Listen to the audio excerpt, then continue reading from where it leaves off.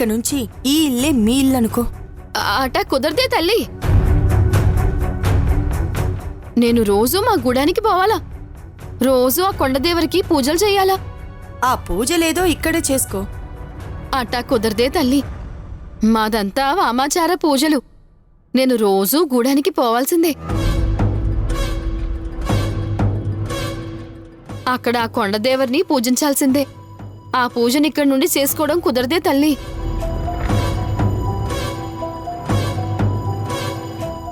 సరే అండి, మీరు రోజు వచ్చేయాలండి. ఇప్పటికి నీకు నమ్మకం కుదిరినాదా అయ్యా? క్షమించండమ్మా, మీ గురించి తెలియక నేను ఏదేదో మాట్లాడేశాను.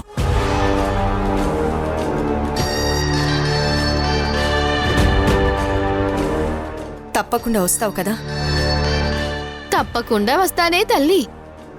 నీకు ఎంత డబ్బు కావాలన్నా ఇస్తాను. నువ్వు జీవితంలో ఎప్పుడు చూడనంత డబ్బు, ఆస్తి నీకిస్తాను. నువ్వు నా కూతురుకొచ్చే గండాల్ని తప్పించాలి. నా కూతురు ఆనందంగా ఉండేలా చెయ్యాలి. నాకు డబ్బు మీద వ్యామోహం లేదే తల్లి. నేను మనుషుల్ని ప్రేమిస్తాను. నా మనసుకి నచ్చిన వాళ్ల కోసం నేను ఏమైనా చేస్తాను. అయితే నా కూతుర్ని నీ చెల్లెలనుకో. నా కూతురికి ఏమీ కాకుండా చూసుకునే బాధ్యత నీదే. అట్టాగే తల్లి. జరగబోయేది జరుగుతున్నది. జరిగిపోయిన దాన్ని లెక్కేసి మరి నీ కూతురికొచ్చే గండాల్ని నేను తప్పిస్తాను. కానీ నువ్వు నాకు సాయం చెయ్యాలి తల్లి. ఏంటో చెప్పు జయా. నాకొక చిన్న తమ్ముడున్నాడు. వాడికి ఆరోగ్యం బాగోటం లేదు. ఆడిని డాక్టర్కి చూపించాలా. నీ తాన మంచి డాక్టర్లు ఎవరైనా ఉంటే నాకు చెప్పే తల్లి. ఆడికి వైద్యం చేయించాలి. అవునా? ఇది చాలా చిన్న హెల్ప్. మాకే చాలా హాస్పిటల్స్ ఉన్నాయి. నేనిప్పుడే ఫోన్ చేసి చెప్తాను. నువ్వు మా హాస్పిటల్కి వెళ్ళి అక్కడ డాక్టర్ సుప్రియ అని ఉంటుంది, ఆమెను కలు.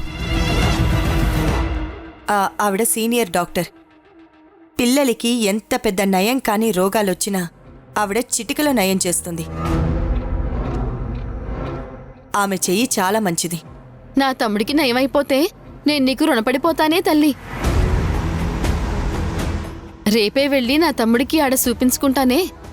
సరే, రేపైతే నువ్వు ఇంటికి రా. మా ఇంటికి మా అమ్మాయిని అల్లుణ్ణి తీసుకుని వెళ్తాను. అక్కడికి అందరం కలిసి వెళ్దాం. అట్నే తల్లి. కాకపోతే రేపు నా తమ్ముడిని చూపించుకోవడానికి కాస్త ఆలస్యం అవుతుంది. పర్వాలేదు, నువ్వైతే వచ్చేయ్. అలాగే తల్లి, వస్తాను.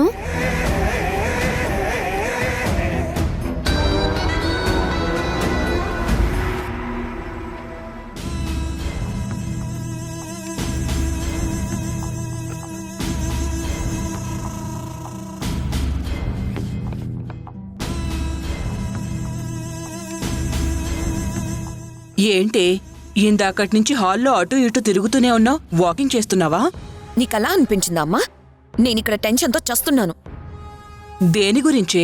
దేని గురించి? నీ కొడుకు పెళ్లి గురించి.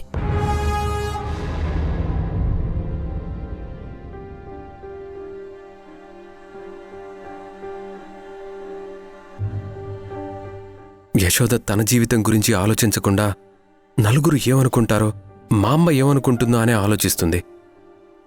అలా కాకుండా నా మనసును ఒక్కసారి అర్థం చేసుకోవడం మొదలు పెడితే తన మీద నాకు ఎంత ప్రేముందో తనకు అర్థమవుతుంది. యశోద ఆ ప్రయత్నం అస్సలు చేయట్లేదు.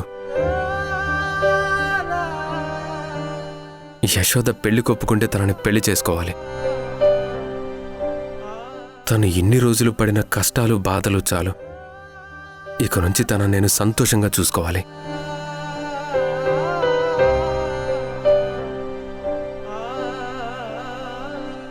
ముందు అమ్మ మారిందన్న విషయం యశోదకు తెలియాలి. నేను ముందు చేయాల్సిన పని అమ్మకు అర్థమయ్యేలా చెప్పడం, అమ్మని మార్చడం. యశోద పట్ల అమ్మకున్న అభిప్రాయం తప్పు అని నిరూపించడం. ఇవన్నీ చేస్తే ఖచ్చితంగా యశోద నా ప్రేమని అర్థం చేసుకుంటుంది. నా జీవితంలోకి రావడానికి ఒప్పుకుంటుంది.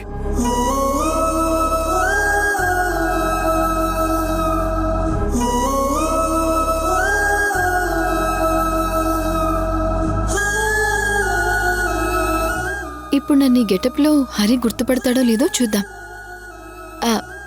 దండాల దొరా. నమస్తే.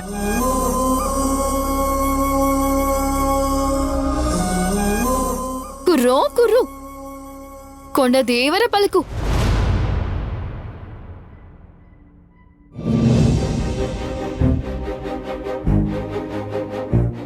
యశోదా,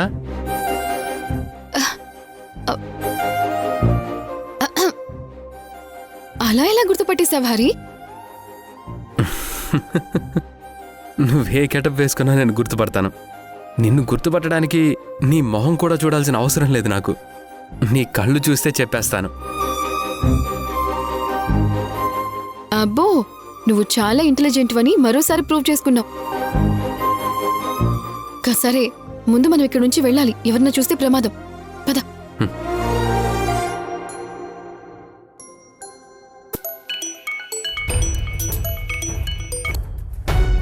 చెప్పండి నాన్న. హరి, ఎక్కడున్నావు? బయట ఉన్నాను నాన్న.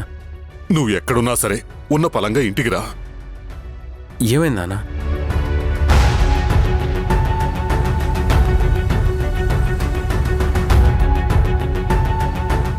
నువ్వు తొందరగా రా హరి. అవునా నాన్న, వస్తున్నాను.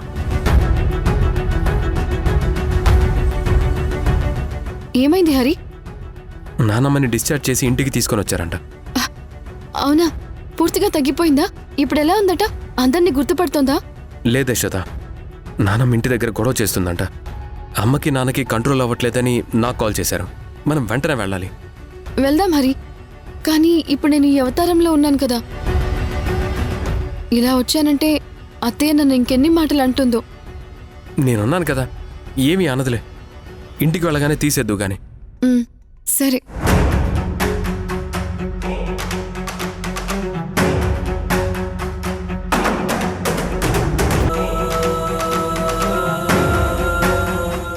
అమ్మా, నన్ను వదిలేయండి. అమ్మా, ఆగమ్మా. పెట్టండి. ఇంజెక్షన్ చేయనివ్వండి. ఎవరు మీరు?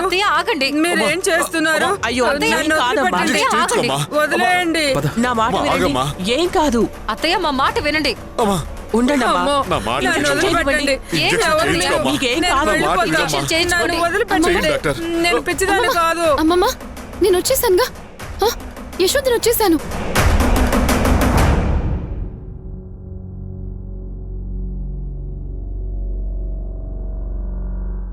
ఏంటమ్మమ్మ అలా చూస్తున్నావు? అరే, నేను యశోదని.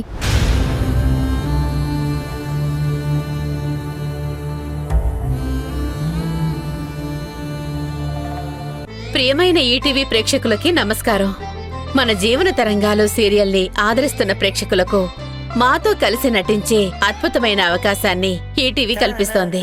మీరు చేయవలసిందల్లా మన జీవన తరంగాలు సీరియల్ టెలికాస్ట్ అవుతున్నప్పుడు టీవీ ముందు సెల్ఫీ గానీ ఫోటో గానీ తీసుకుని మీ పేరు, ఊరు పేరు రాసి స్క్రీన్ మీద డిస్ప్లే అవుతున్న నంబర్కి వాట్సాప్ చేయడమే. సెలెక్ట్ అయిన ప్రేక్షకులకి ఈ అవకాశం వర్తిస్తుంది.